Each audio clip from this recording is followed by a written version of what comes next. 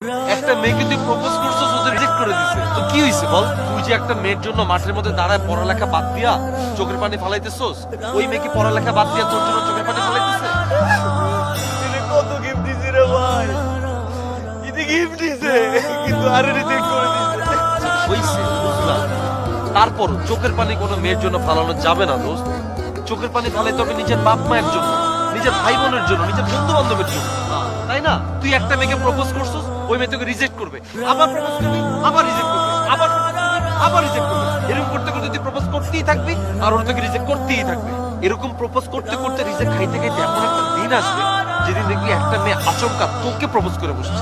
তখন তুই কি করবি? ইতিরে বুকে জড়ায় ধরবো। নো, তখন তুই ওকে রিজেক্ট করবি, বুঝছস?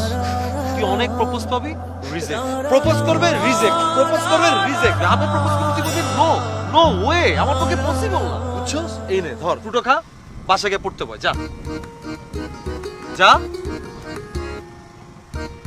গুড বয়, যাও পড়তে বসো, যাও। আমি বুঝতে পারছি, বুঝতে পারছি, যাও।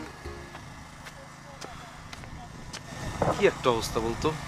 তাওসিফ ছেলেটারা দেখছোস? আমার লেগে ছেলেটা নষ্ট হয়ে যেতেছে। তুই আমার দিকে কেন তাকিয়েছিস কেন? তুই যে ওরে এতক্ষণ এত বয়ান দিলি, তুই নিজে সকাল হলে তো দেখা যাবে কলের সামনে যে দাঁড়ায় আছিস। দোস্ত, আমি তো শুধু দেখি, তাই না?